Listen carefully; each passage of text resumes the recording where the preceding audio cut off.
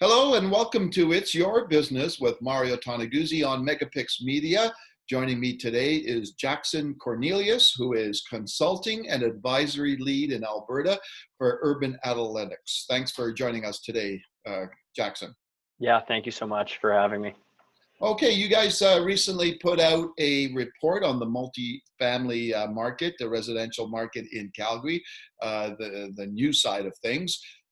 Sales in the third quarter were 834, which was 77% up from the second quarter and 8% increase year over year. Tell me what's happening in that market and why sales are growing. Yeah, so basically what we've seen and what we had anticipated to see over the last couple of quarters, since COVID and we had the lockdown occur, as the restrictions began to lift, we knew that there would be a bit of a release in pent-up demand. We had heard from our, discussions with sales staff and different sales centers across the city that they were seeing a lot of engagement from buyers in previous quarters. But they hadn't moved on anything yet. So we knew the interest was there, and there was a really high attraction to value, of course, with the current economic conditions and the social setting that we have right now in the country. That they would be attracted to areas that would be holding cheaper product and that would be a bit more price sensitive. And so surely enough, in the third quarter, we did see that release in demand, and they essentially were, just as we expected, attracted to the outer submarkets where the cheaper product is typically located. So the wood frame condominiums and townhome product located out there accounted for, I believe, around 80% of the total sales in the city. Okay, one of the things that I found interesting, I think I read this right, that 54% of the sales were in the townhome category. That's correct. Yeah.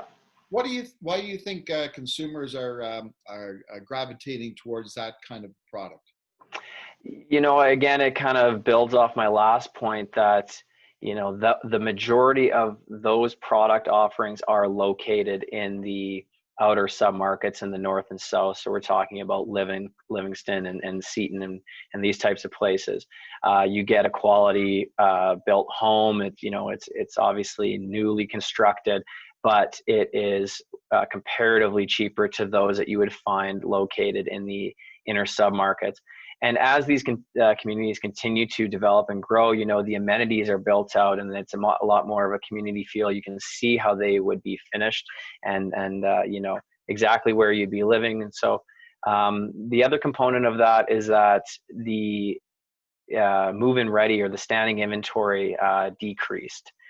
And that sort of indicates a sense of urgency for buyers that are, they're trying to take advantage of the favorable lending rates, the softer pricing in those submarkets, as well as there's a requirement that they have already been looking for a home and they want to move now. They have confidence in their employment and in their income, and so they're ready to purchase.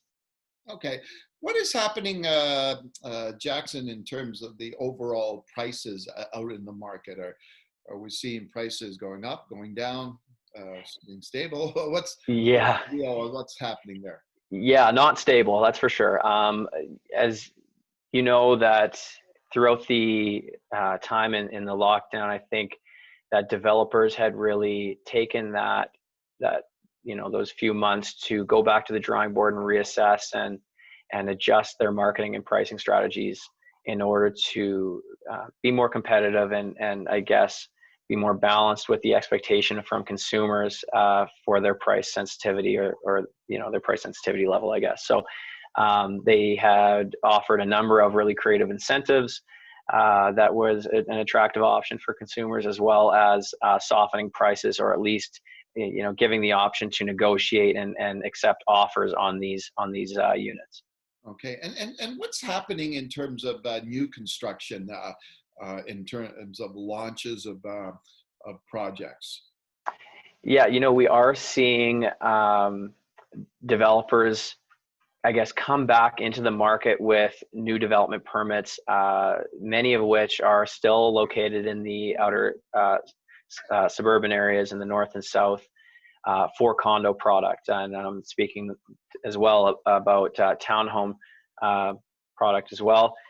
We saw a shift towards purpose-built rental, and I think that was somewhat of a bit of a bandwagon act, especially in the inner communities. But with the strong sales that we're seeing, and I think the resurgence of the entry-level buyer, and as well as some investors, that it's giving builders and developers more confidence to launch product, but at appropriate pricing points. Yeah. I guess one of the contributing factors too out there making home ownership affordable is the interest rates, right? Yes.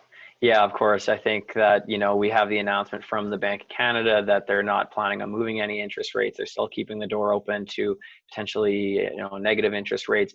It's obviously still a leader-follower relationship with the Fed in the US as well, who has indicated the same. So I think that for the foreseeable future, at least, that we'll still have those, conditions present that will entice buyers and investors, or those that have cash on hand, that they're able to qualify for mortgages, and they'll be able to take advantage of those low interest rates and hopefully absorb some standing inventory or release an unsold inventory in the market.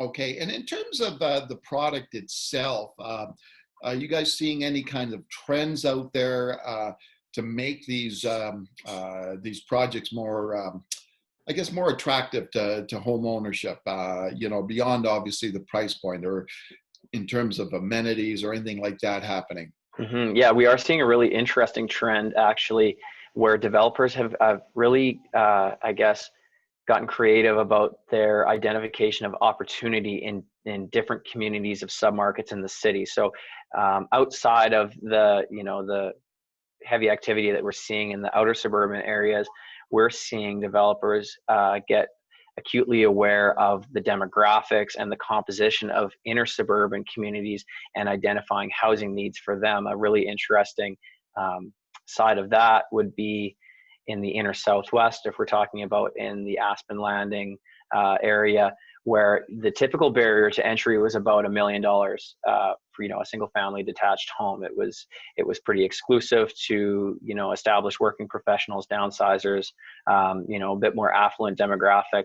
You see a number of developers now come in and launch product that is it's more affordable. It's condos starting at around 190,000, but there's still quality. You can still get a townhome product there, but then you have access to the mountains. You have access to all the area amenities there as well. And we're seeing a big influx of now young couples, young professionals, and these people who wanted to live in that community but haven't typically been able to. So we're seeing a lot of traction pick up there as well.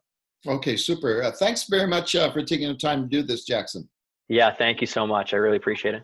Okay, that was Jackson Cornelius, who is consulting and advisory lead in Alberta for urban analytics. This has been It's Your Business with Mario Toneguzzi on Megapix Media. Thanks for joining us today.